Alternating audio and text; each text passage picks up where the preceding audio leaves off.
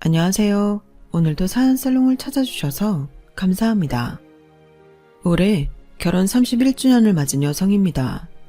저는 살면서 기적을 경험한 적이 단 한 번도 없었어요. 그 흔한 복권 한 번 사본 적이 없을 정도로 기적이니 행운이니 한 건 거의 믿지 않는 성격이죠. 그런데 얼마 전에 기적이라고 해도 과언이 아닐 정도의 기막힌 경험을 하게 되었어요. 우리 부부에겐 아픈 손가락이었던 막내 아들이 시련을 딛고 일궈낸 성과였기에 더없이 기쁘고 동네에 방네 소문을 내고 싶어서 이렇게 사연을 보내게 되었답니다. 우리 막내는 처음부터 우리 집 아이는 아니었어요. 한 번의 파양을 겪은 뒤 우리 부부의 아들로 들어오게 되었거든요. 우리 현수를 파양했던 사람은 다름 아닌 저희 아주버님 내외였어요. 아주버님은 어릴 때부터 동네 신동으로 불리며 명문외고를 졸업하고 서울대에 진학해 대기업에 다니던 분이세요. 한마디로 엘리트 코스를 제대로 밟고 살아온 분이시죠. 손윗동서 역시 명문예고 성악과를 졸업하고 와이대 음대를 나와 대학에 강의를 나가고 있고요. 거기다 형님네 친정은 사업을 크게 하는 집안이라서 어릴 때부터 손에 물 한 번 안 묻히고 살아온 사람이었어요. 제가 처음 시집 왔을 때 시누이가 그러더라고요. 작은 올케, 내가 이런 말 한다고 서운하게 생각 말아요. 난 그저 옳게 생각해서 하는 말이니까. 혹시라도 명절 앞두고 우리 엄마가 큰 올케랑 작은 올케를 차별하더라도 너무 속상해하지 마세요. 엄마도 그러고 싶어서 그런 게 아니니까요. 그때는 그게 무슨 말인지 몰랐어요. 명절 당일이 되고서야 제대로 알 수 있었죠. 명절 전날부터 시어머니 호출을 받고 시댁에 와서 차례 음식을 준비하던 저는 형님이 코빼기도 보이지 않는 게 얄밉더라고요. 그래서 어머님께 물었죠. 어머님, 형님은 오늘 안 오나요? 그러자 시어머니께서 한숨을 푹 쉬시곤 그러시는 거예요. 얘가 우리 집 상전 아니냐. 내가 큰애 시집오고 첫 추석 때 음식 준비하자고 불렀다가 아주 된통당했다. 아우, 그때 생각을 하면 아직도 진저리가 쳐져. 어머님 말씀에 따르면 형님은 어머님 호출을 받자 용역센터에 전화해 파출 도우미를 3명이나 시댁에 보냈다나 봐요. 그리고 자신은 코빼기도 보이지 않았죠. 그 행동이 괘씸했던 시어머니는 형님한테 전화를 했고 전화를 받은 사람은 다름 아닌 형님 어머니였어요. 그때 그분이 그랬다더군요. 안사돈은 집안일 시키려고 내 딸을 며느리로 들였습니까? 나요, 이날이 때까지 내 딸아이한테 손걸레질 한번 시켜본 적 없습니다. 다른 것도 아니고 얘는 성악을 하는 앤데 하루 종일 기름냄새 맡아가며 환기도 안 되는 주방에서 일을 시키겠다는 게 그게 말이 되는 소립니까? 정일을 시키고 싶으시거든 주방에 환기시설 설치하고 곳곳에 공기청정기 놔주세요. 실내 온도랑 습도도 제대로 조절해 주시고 혹시라도 감기에 걸릴지 모르니 주방에서 사용하는 물은 미온수로 맞춰주세요. 그렇게 준비만 해주신다면 한 2-5시간 전 부치는 일 정도는 하게 하겠습니다. 한마디로 내 딸을 절대로 그 집에서 못 부려먹게 하겠다는 소리였어요. 어느 집에서 주방의 온도, 습도 맞춰가며 사방에 공기청정기 세워두고 일을 합니까? 그런데 그 일은 거기서 끝나지 않았어요. 명절 당일 큰아들만 딸랑 본가에 온 거였죠. 그런데도 큰아들은 오히려 성질을 내며 그러더래요. 엄마가 내 와이프한테 와서 일하라고 그랬어? 도대체 왜 그래? 나 그것 때문에 어제 장모님한테 2시간이나 혼났잖아. 나 우리 회사에서 이사님 라인 탈 수 있었던 거 우리 장모님 덕분이라고 한 거 잊었어? 장모님 눈 밖에 나면 나 그날로 회사에서도 끝이라고. 암튼 다음부터는 명절이든 뭐든 내 와이프 불러서 일 시킬 생각 꿈에도 하지 마. 안 그러면 나도 안 올 테니까. 그 일로 시어머니는 아버님한테도 혼나고 일은 일대로 혼자 터맡아 하셔야 했어요. 당시 시누이가 고3이어서 이 일을 시킬 수 없었거든요. 그 후로 명절이나 제사, 시아버지 생신 때는 을의 시어머니랑 시누이 둘이서 음식 장만을 하곤 하셨어요. 그러다 평범한 집안에서 자란 제가 며느리로 들어오자 어머님은 이제야 숨을 좀 돌리게 됐다 싶으셨던 거예요. 저로서는 최악의 상황이었지만 좋은 점도 있긴 하더라고요. 워낙 맏며느리한테 호되게 당해오신 어머님이라서 저한테 일을 시키실 때도 눈치를 많이 보신다는 거예요. 어지간한 건 저한테 시키시기보다는 본인이 나서서 하시는 편이고요. 비록 손이 동서못까지 제가 하게 되긴 했지만 따지고 보면 일의 양은 다른 집 며느리들에 비해 훨씬 덜하고 사는 쪽이었죠. 게다가 대학이 어려운 맏며느리보다는 상대적으로 편한 저를 더 예뻐해 주셨어요. 특히 결혼은 제가 3년 늦게 했지만 먼저 아이를 갖는 바람에 시부모님 사랑은 확실히 제게 편중되었죠. 아들, 딸 쌍둥이를 낳는 바람에 혼자 육아를 감당하기 힘들었을 때도 저희 시어머니께서 많이 도와주셨어요. 애들 때문에 회사를 그만둬야 하나 고민을 했을 때도 어머님이 먼저 손을 내밀어 주셨죠. 여자라고 집에서 살림만 하라는 법 있니? 능력 되면 회사에 다녀서 능력 펼치고 사는 게 당연한 거지. 애 봐줄 사람이 없어서 회사 그만두려는 거라면 그러지 마라. 애들은 내가 봐줄 테니. 감사합니다, 어머님. 안 그래도 어머님께 말씀이라도 드려볼까 하다가 애가 하나도 아니고 둘이나 되니까 염치 없어서 말도 못 꺼내고 있었는데 먼저 이렇게 말씀해 주시니 너무 감사해요. 얘는 우진이 우리미가 네 자식만 되니? 내 아들 자식이기도 하고 나한텐 세상에 딱 둘밖에 없는 내 손주들이야. 안 그래도 네가 우리 집에 시집 와서 맏며느리 노릇까지 하고 사는 게 미안했는데 이렇게라도 빚진 마음 갚을 수 있으니 오히려 내가 더 기쁘다. 애들 걱정은 하지 말고 너 하고 싶은 일 실컷 해. 그래야 후회가 없지. 친정 엄마한테 아이들 육아를 부탁했다가 거절을 당한 뒤로 시어머님께는 말도 못 꺼내고 있었는데 어머님이 먼저 제 사정을 알아주실 줄 누가 알았겠어요. 사실 애가 하나도 아니고 둘이나 돼서 남편 월급만으로는 도저히 생활이 어려울 것 같았어요. 그래서 고민이 많았죠. 그런데 어머님 덕분에 저희 집 생계도 유지할 수 있게 됐고 경단녀가 될 뻔했던 위기도 넘길 수 있었어요. 어머님 손에 자라 그런가 저희 아이들은 친할머니는 무척 따랐어요. 아이들이 그러니 시어머니도 저희 애들이라면 꿈뻑 하셨고요. 시간은 흘러 저희 아이들이 초등학교에 입학하던 무렵 그동안 난임으로 고생하던 아주버님 내외가 임신을 포기하고 입양을 하셨어요. 형님은 입양 사실이 밖에 알려질까 두려웠는지 아이 혈액형까지 맞춰서 입양을 했다고 하더라고요. 동서, 난 우리 현수가 입양하란 사실을 주변에서 몰랐으면 좋겠어. 그러니까 우진이 우리미한테도 동서가 얘기 잘 좀 해줘. 몸이 아파서 병원에 있었다고 하든 아니면 외국에 나가 있었다고 하든 그건 동서가 알아서 하고. 네, 형님. 그런데 입양을 숨기실 거라면 좀 더 어린애로 입양을 하시지 그랬어요. 벌써 5살이면 애가 자기가 입양하라는 걸 다 알 텐데요. 동서, 내가 이런 얘기를 동서한테 할 필요는 없지만 앞으로 동서도 보게 될 거니까 미리 얘기할게. 우리 현수 피아노 영재야. 우리 집에서 후원하는 시설에서 자란 앤데 피아노도 한번 배운 적 없는 애가 듣는 족족 건반으로 치더라니까. 혹시나 해서 입양 전에 한 6개월 정도 피아노를 가르쳐봤는데 벌써 체른이 30번을 친다니까. 내가 요즘 우리 현수 보는 낙에 살아.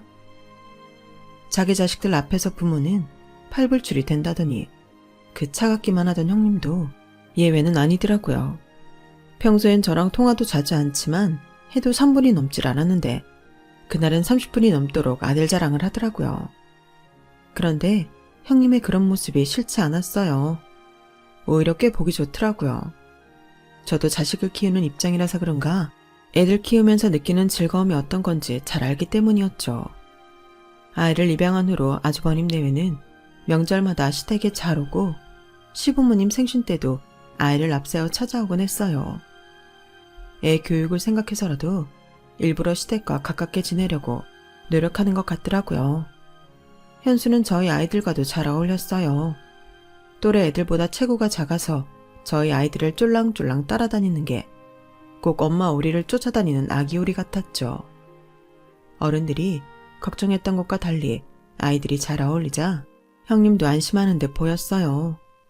시부모님께서도 혹여 아이가 상처 입을까봐 입양 사실을 숨기곤 저희 아이들한테 하듯이 현수를 예뻐해 주셨죠. 그렇게 한 3, 4년 정도는 평온하게 지냈어요. 그 일이 있기 전까지는요. 현수가 피아노 영재라며 잔뜩 들떠있던 형님의 기대와 달리 어느 순간부터 현수 피아노 실력은 좀처럼 나아지지 않았어요. 그러다가 중요한 콩쿠르에서 순위에도 들지 못하고 떨어져 버렸죠.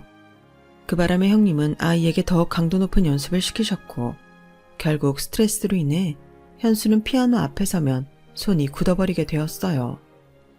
운동선수들이 겪는 입스와 같은 상황이었죠. 당연히 병원에서는 신체적으로는 아무 이상이 없다고 했지만 아이는 좀처럼 피아노를 치지 못했어요. 아이 문제로 신경이 예민해진 형님은 한동안 명절에도 시댁에 오지 않았어요. 아주버님 혼자 당일날 잠깐 들렀다가 차례만 지내고 가곤 했죠. 그런데 이듬해 설에 아주버님을 통해 충격적인 소식을 접하게 된 거예요. 네? 파양을 했다고요? 아니 왜요? 현수한테 무슨 일이라도 있었어요? 제 물음에 아주버님은 헛웃음을 짓더니 그러는 거예요. 집사람이 하도 피아노 영재라고 자기가 제대로 키워보고 싶다고 해서 입양을 했던 건데 결과적으로 꽝이더라고요. 영재면 뭐예요? 피아노 앞에만 가면 벌벌 떨고 울기만 하는데 집사람이랑 한 반년을 그것 때문에 싸우다가 결국 다시 보내버린 거죠. 괜히 레슨이다 뭐다 돈만 날렸다니까요. 차라리 처음부터 입양했다고 사실대로 말했으면 되는 걸. 집사람이 여기저기 거짓말을 해놓은 통에 내 자식 버린 나쁜 놈처럼 됐잖아요. 그래서 그냥 주변에 내 유학 보낸 걸로 했어요. 재수씨도 애들한테 그렇게 말해주세요. 아이의 인생은 전혀 고려하지 않은 채 자기들 체면만 걱정하는 모습을 보니 정말 역겹더라고요. 남편도 저랑 같은 생각이었는지 자기 형한테 처음으로 소리를 지르더라고요. 그걸 말이라고 해? 자식으로 받아들였으면 끝까지 책임을 져야지. 자기들 구미에 안 맞는다고 자식을 버려? 그렇게 가벼운 마음으로 입양을 해선 애한테 상처를 줘도 되는 거냐고. 형수 탓할 거 없어. 내가 보기엔 형도 형수랑 똑같아 보이니까. 지금껏 남편과 살면서 그렇게 화를 내는 건 처음이었어요. 하지만 이번만큼은 화를 내는 게 당연한 상황이라 저도 남편한테 힘을 실어주었죠. 이 말이 맞아요. 어른이면 어른답게 처신하셨어야죠. 한 아이 인생을 그렇게 망가뜨려 놓고선 그깟 돈 아깝다는 소리가 나오세요? 자기들 욕심 때문에 입양했다가 성에 안 찬다고 파양해 놓곤 나쁜 소리는 듣기 싫으신가 봐요. 그런데 이번 일만큼은 저도 아주버님이랑 형님한테 좋은 말은 못하겠네요. 정말 최악의 인간이에요. 그날 우리 부부가 왜 그렇게 화가 났던 건지 그 이유는 잘 모르겠어요. 우리가 아이를 키우는 부모 입장에서 그런 건지 아니면 저희 아이들과 친형제처럼 뛰어놀던 현수가 눈에 밟혀서 그랬는지 모르겠지만 집에 돌아와서도 현수 생각이 지워지지가 않았어요. 그런데 그날 밤 저희 아들이 안방에 들어와 그러는 거예요. 엄마, 현수 우리 집에 데려오면 안 돼? 아까 큰아빠가 하는 소리 다 들었어. 현수 다시 시설로 보낸 거지? 맞지? 어른들이 다들 쉬쉬했지만 아이들끼리는 이미 현수가 시설에서 자라 입양이 됐다는 사실을 알고 있었더라고요. 현수가 말해줬어. 자기는 입양하라고. 그런데 현수는 큰아빠랑 큰엄마가 자기를 안 좋아한다고 하더라. 그래서 우리 집에 입양됐으면 좋았겠다고 그러더라고. 엄마, 현수 우리 집으로 데려오면 안 돼? 아들의 말에 남편도 저도 쉽게 대답을 할 수 없었어요. 입양이라는 게 기분에 따라 쉽게 결정할 수 있는 일은 아니니까요. 한 사람의 인생이 달린 중차대한 일이잖아요. 그걸 가볍게 생각했던 어른들 때문에 이미 한번 마음의 상처를 입은 아이에게 또다시 상처를 줄 수는 없으니까요. 그래서 일단은 현수가 있는 시설에 매주 찾아가서 아이의 마음부터 달래주기로 했어요. 비록 우리 부부가 자신을 파양한 건 아니지만 그래도 한 집안 사람이니 혹시라도 현수가 우리를 피하지 않을까 생각했었는데 오히려 그 반대더라고요. 우리 부부와 아이들을 보자 현수가 환하게 웃으며 달려오는 거예요. 그리고는 저희 아이들과 신나게 뛰어놀더라고요. 그렇게 반년 가까이 매주 현수를 만나러 다니던 우리 가족은 드디어 현수의 입양을 결정했어요. 앞으로 명절이다 뭐다 집안 식구들과 부딪혀야 하는 문제도 있어서 먼저 시부모님께 말씀을 드렸더니 흔쾌히 찬성을 하시더라고요. 아버님은 안 그래도 현수한테 너무 큰 죄를 지은 것 같아서 미안했는데 저희가 나서서 책임져 주니 고맙다고 하시더군요. 잘 생각했다. 어른들이 책임지는 모습을 보여야 애들도 배우는 게 있지 않겠니? 혹시라도 현수가 큰애들 보기 불편하다고 하면 내가 걔들은 명절에도 오지 말라고 할 테니까 그런 건 걱정하지 말아라. 그리고 둘째야, 내 자식이 벌인 일을 괜히 너한테 떠넘긴 것 같아서 미안하구나. 아니에요, 아버님. 왜 아버님이 미안해하세요? 저희가 현수 데려오려는 건 다른 이유는 없어요. 그냥 현수가 남 같지 않고 꼭 우리 자식 같아서 그런 거예요. 대신 적어도 한동안은 아주버님 내외와는 거리를 두고 키우고 싶어요. 그래, 알았다. 달리 더 필요한 거 있으면 언제든 말하거라. 저희 뜻을 알아주시는 시부모님 덕분에 현수는 저희 집에 온 후로도 아주버님 내외와 마주칠 일은 없었어요.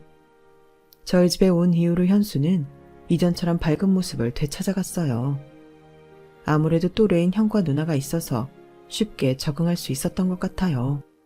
그래서 저희 부부는 안심을 하고 있었는데 지금에 와서 생각해보니 너무 아니란 생각이었던 것 같네요. 현수는 겉으로 보기에는 잘 적응하고 있는 것 같았지만 실은 또 파양될지 모른다는 두려움에 떨고 있었던 거예요. 또래 아이들이라면 당연히 부모한테 떼도 쓰고 고집도 부려야 할 순간에 현수는 너무도 쉽게 받아들이고 포기하는 모습이 보였거든요. 모처럼 우리 가족이 외식을 하러 나갈 때도 자기가 먹고 싶은 걸 주장하는 걸 본 적이 없어요. 늘 형이나 누나가 먹고 싶어 하는 걸 따라서 먹곤 했거든요. 처음 몇 번은 그냥 넘어갔는데 시간이 지나도 늘 그러더라고요. 그래서 하루는 현수한테 직접 메뉴를 골라보라고 말했죠. 그랬더니 아이가 눈치를 보더라고요. 난 아무거나 다 좋아. 그냥 형이랑 누나가 먹고 싶어 하는 걸로 먹을게. 그 말에 왜 그렇게 가슴이 아팠는지 모르겠어요. 그래서 그날은 다른 날과 달리 쉽게 넘어가 주지 않았죠. 안 돼. 오늘은 현수가 골라주는 걸로 먹을 거야. 매번 형이랑 누나가 골랐잖아. 오늘은 현수가 한번 골라봐봐. 그러자 아이는 마지못해 가장 저렴한 메뉴를 골랐어요. 현수가 고른 메뉴를 먹고 집으로 돌아왔는데 자꾸 울컥울컥 하는 거예요. 그러다 결국 잠들기 전 눈물이 터지고 말았어요. 여보, 우리가 현수한테 잘하고 있는 걸까? 애가 자꾸 눈치를 보는 게 너무 속상해. 아직도 우리를 부모로 받아들이지 못하는 것 같아. 애가 또다시 버림받을까봐 전전긍긍하는 게 다 내 잘못 같단 말이야. 남편은 제 말에 소리 죽여 낮은 한숨을 쉬었어요. 남편도 저와 똑같은 고민을 하고 있었던 거죠. 세상의 모든 부모는 초보라고 하잖아요. 이번 생에 처음 부모가 돼서 살아보는 건데 어떻게 완벽할 수가 있겠어요. 하지만 적어도 내 자식이 부모 품 안에서 불안에 떨며 산다면 그건 그렇게 만든 부모 탓인 거잖아요. 최고의 부모는 아니어도 아이가 안심할 수 있도록 품어줄 수 있는 부모가 되고 싶었는데 그게 너무 어려워서 어떻게 해야 할지를 모르겠더라고요. 형과 누나한테 하는 것과 달리 더 편을 들어주거나 신경을 쓰면 아이가 더 불편해할 것 같아서 늘 똑같이 대하려고 노력했어요. 잘못하면 똑같이 혼내고 잘하면 똑같이 칭찬하고 너는 형 누나와 다르지 않다는 걸 느끼게 해주려고 남편과 저는 매 순간 노력을 했죠. 그런 노력에도 불구하고 현수는 완벽하게 우리 부부의 품에 달려들지는 않았어요. 자기도 다가오려고 노력을 하는 게 보였지만 마지막 단계에선 늘 주춤하더군요. 저와 남편은 겉으론 여유 있는 모습을 보였지만 실은 늘 전전긍긍이었어요. 그런데 하루는 저희와 마찬가지로 아이를 입양해 키우는 엄마가 그런 말을 하는 거예요. 내가 아이를 의식하면 아이도 자연히 그런 부모의 마음을 느껴요. 불쌍하니까 잘해줘야지. 상처가 있는 아이니까 내가 더 아껴줘야지. 대개 아이를 입양한 부모들이 그렇게 생각하는데 그거 아이들이 귀신같이 알아버린다고요. 그럼 아이는 생각하죠. 아, 역시 나는 입양하구나. 부모가 먼저 그런 의식을 떨쳐버려야 해요. 그러면 아이도 그제야 안심을 하게 된다고요. 그 말을 들으니 그동안 했던 노력이 아이를 위한 게 아니라 내 자신을 위한 거였다는 생각이 들었어요. 한 번에 의식적인 행동을 떨칠 수는 없었지만 조금씩 놓는 연습을 하다 보니 어느샌가 나 자신도 현수와 내가 낳은 두 아이가 똑같이 느껴지더라고요. 그렇게 되기까지 11년이 걸렸어요. 그랬더니 저희 현수가 어떻게 변했는지 아세요? 하루는 온 식구가 둘러앉아 삼겹살을 구워 먹는데 그러는 거예요. 아빠, 나 음악하고 싶어. 실용음악과에 가고 싶은데 그러려면 음악학원에 다녀야 한다더라고. 나 학원 보내주면 안 돼? 지금껏 단 한 번도 뭘 해달라고 요구한 적 없던 애였기에 남편과 저는 뛸 듯이 기뻤어요. 하하, 현수가 드디어 원하는 게 생겼구나. 그럼 들어줘야지. 근데 비싸냐? 음악학원 학원비. 그러자 큰아들이 야유를 퍼부었어요. 에이, 뭐야. 다 들어줄 것처럼 좋아하더니 돈 앞에선 꼬랑지 내리기야. 아빠가 정 그렇게 약한 모습을 보인다면 이 형이 알바를 뛰어서라도 내 동생 학원비 보태준다. 어때? 형 멋있지? 그러자 열심히 고기를 굽고 있던 딸도 거들었어요. 누나도 보태줄게. 대신 성공하면 10배 100배로 갚아라. 그러자 현수가 주먹을 불끈 쥐며 반드시 성공하겠다며 큰 소리를 치더군요. 그날 잠자리 들기 전에 남편과 그런 얘기를 했어요. 이제 현수가 우리를 진짜 부모로 생각하는 것 같다고요. 자식이 뭔가를 시켜달라고 조르는 게 이렇게 행복한 일이라는 걸 그날 처음 느낄 수 있었죠. 실용음악학원에 등록한 현수는 이듬해 자신이 원하던 예대에 합격을 했어요. 한동안 피아노에 대한 강박 때문에 건반 근처에도 가지 못하던 아이가 이제는 건반을 가지고 작곡도 할 정도로 트라우마를 벗어 던져버렸어요. 그렇게 되기까지 혼자서 얼마나 마음고생이 심했을까 생각하면 마음이 미어져요. 그래도 이렇게 이겨내줘서 얼마나 자랑스러운지 모르겠어요. 이제는 현수 걱정도 덜고 온전한 가족으로 행복하게 살면 되겠다 생각했는데 하필 그때 남편이 회사를 나오게 된 거예요. 집에는 알리지 않았지만 벌써 반년 전부터 회사에서 압박이 있던 모양이었어요. 젊은 친구들은 치고 올라오고 위에서는 자신들 라인만 골라서 지켜주니까 저희 남편처럼 그 어디에도 속하지 않는 사람은 결국 밀려날 수밖에 없었던 거죠. 현수가 고등학교에 들어갈 무렵 회사를 그만두게 된 저는 그래도 남편 월급이 있어서 퇴사의 충격은 덜했었는데 이번 남편의 퇴사는 저희 가족의 생계가 흔들릴 정도로 여파가 컸어요. 큰아들이 군에 가 있어서 당장 등록금은 두 아이 것만 해결하면 됐지만 이듬해 큰애가 제대를 하면 그때부터는 정말 감당하기 힘든 상황이 된 거예요. 남편은 어떻게든 재취업을 하려고 노력했지만 현실적으로 불가능한 상태였고 저 역시 40을 넘긴 경단녀였기에 취직은 어려운 상태였어요. 그래도 우리는 부부니까 애들은 지켜야 하잖아요. 그래서 사무직에 대한 미련을 버리고 몸으로 하는 일을 찾아보기로 했어요. 30년 가까이 정장을 입고 회사원으로 살았던 남편은 목장갑을 끼고 도배를 하러 다녔어요. 일이 없는 날에는 세차장에서 일을 했고요. 저 역시도 손을 놓고 있을 수가 없어서 도시락집에 나가 일을 했어요. 두 사람이 같이 버니까 수입은 남편 혼자 벌던 때보다 낫더라고요. 하지만 고정 수입이 아닌 유동 수입이다 보니까 계절에 따라 날씨에 따라 수입이 들쭉날쭉한 게 흠이라면 흠이었죠. 그렇게 제2의 인생을 살아가던 어느 날 아버님 생신을 맞아 본가로 향했어요. 그런데 그 자리에 아주버님 내외가 와 있더라고요. 10년 넘게 시댁엔 발걸음도 않고 살더니 그때는 무슨 바람이 불었는지 내외가 나란히 와 있더라고요. 형님은 현수를 보더니 기가 차다는 듯 비웃었어요. 그리고는 제게 비아냥거리더라고요. 동서도 참 고생을 사서 한다. 현수 실용음악과 다닌다며? 그 비싼 레슨비 대주면 시킬 때는 못하겠다고 울고 짜더니 가난한 동서집에 가서는 염치 없이 학원 보내달라는 말까지 했다며? 얘 현수야, 너 참 뻔뻔하다. 대단한 재주도 아니면서 어떻게 부모 등골 빼가며 음악할 생각을 다 하니? 염치도 없이. 니네 아빠 회사도 잘려서 도배하러 다닌다던데 넌 그 돈으로 학교 다니는 게 미안하지도 않아? 네 주제에 실용음악과 가면 뭐 대단한 작곡가라도 될 줄 알았어? 정신 차려. 너한텐 그런 재주 없어. 네가 그쪽으로 성공하면 내가 성을 간다. 그러자 남편이 버럭 소리를 쳤어요.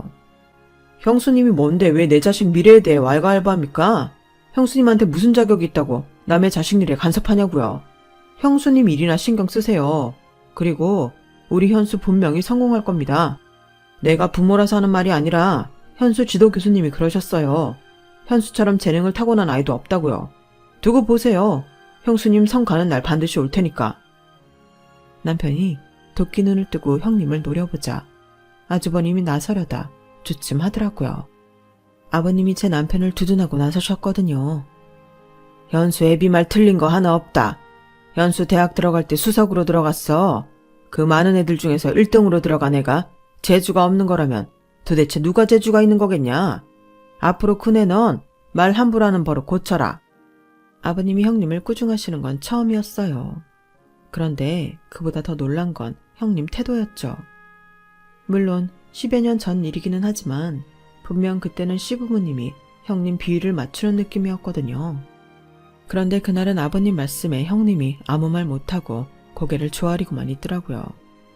우리가 알지 못하는 무언가가 있구나 생각했는데 다음날 신우이가 전화해 그 궁금증을 해소해 주더군요. 올케 몰랐어요? 큰올케 친정 망했잖아요. 벌써 몇 년 됐어요. 그 바람에 큰오빠도 회사에서 낙동강 오리알돼서 결국 잘렸잖아요. 어제 아빠 생신에 찾아온 것도 사업자금 대달라고 부탁하러 온 거예요.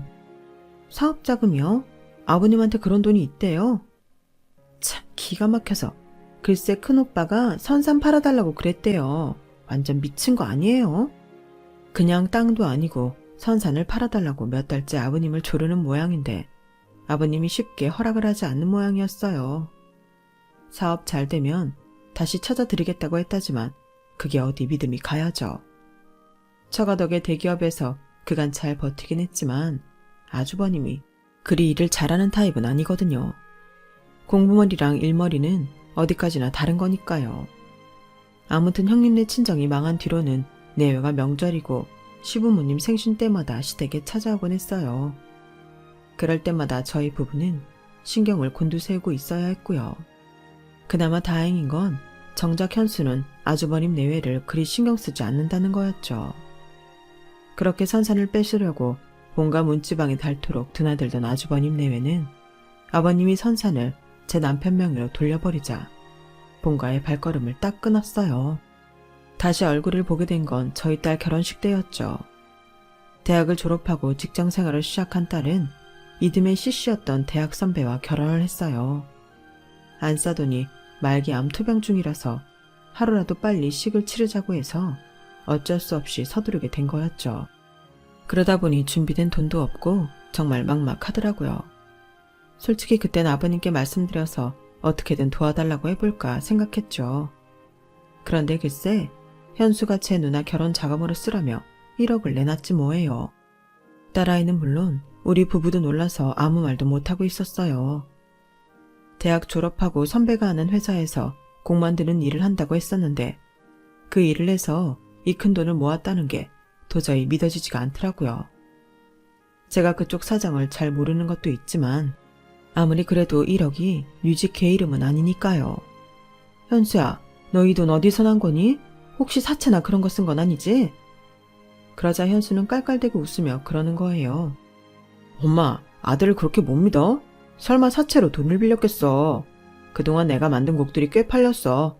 아직 정산이 덜 돼서 지금 내가 가진 게 이거밖에 안 되는데 아마 앞으로는 더 많이 벌 수 있을 거야. 내가 그랬잖아. 난 꼭 성공할 거라고. 아빠도 나 믿는다고 했잖아. 그런데 고작 1억에 이렇게 놀라면 내가 섭섭하지. 누나, 이 돈은 예전에 누나가 알바해서 나 학원비 대준 거에 이자 좀 붙인 거니까 부담 갖지 말고 써. 그리고 시집가서 그 집 사람들한테 절대 꿀리지 마. 누나 뒤엔 잘난 이 동생이 있으니까. 알았지? 막내의 성공 앞에 큰아들과 딸은 환호성을 지르며 춤까지 췄어요. 요즘 애들은 참 감정 표현도 솔직하더라고요. 옛날 사람인 우리 부부는 벙찐 표정으로 늘 쉬울만 불켰는데 말이죠. 그렇게 딸은 지 동생이 준 결혼자금으로 결혼식을 올리게 됐어요.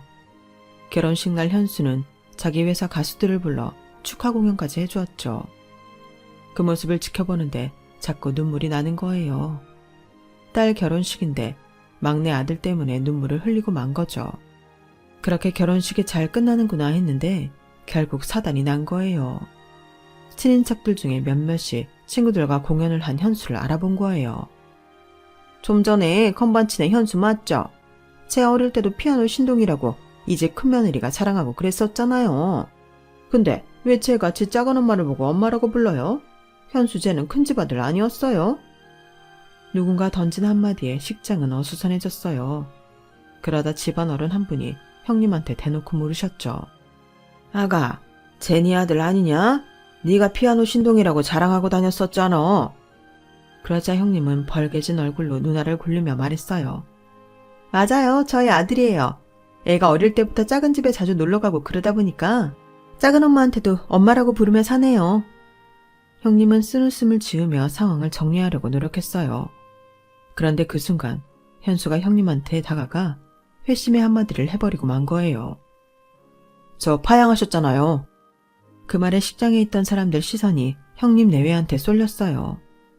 형님은 현수의 입을 막으려고 손을 휘저었지만 소용없었어요. 그러기엔 현수 키가 많이 컸거든요. 피아노 신동인 줄 알고 입양했다가 콩쿠르 떨어지자마자 쓸모없다고 다시 시설에 버려놓곤 왜 거짓말 하시냐고요. 두 분이 버린 저를 데려다 아들로 키워주신 분은 당신들이 아니라 저기 혼조석에 앉아 계신 우리 부모님이세요.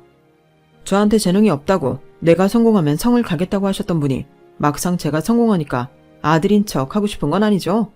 그런 게 아니길 바랄게요. 저는 수백억을 준다고 해도 당신들 아들은 하고 싶지 않으니까요.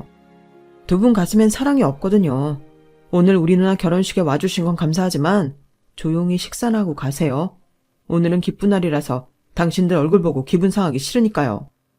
담담하게 자기 할 말을 하고는 제 곁으로 온 현수는 제 손을 꼭 잡았어요. 커다란 손이 바들바들 떨리고 있더라고요. 그래서 두 손으로 내 아들 손을 꼭 쥐어주었죠. 비록 작은 소동은 있었지만 딸아이 결혼식은 무사히 마칠 수 있었어요. 운명처럼 우리 부부한테 와서 오늘 같은 기적을 일으켜준 내 아들 현수. 이 정도면 엄마로서 자랑할 만하죠. 비록 한 번의 상처는 있었지만 우리 아이들이 앞으로는 날개를 활짝 펴고 저 높은 하늘을 훨훨 날 수 있었으면 좋겠어요. 더 따뜻한 세상일 되길 바라며 제 사연 들어주셔서 고맙습니다. 항상 건강하고 즐겁게 사세요. 여러분, 사연 댓글에 응원과 현명한 조언 부탁드려요. 좋아요와 구독은 저에게 큰 힘이 됩니다. 오늘도 좋은 일 가득하세요.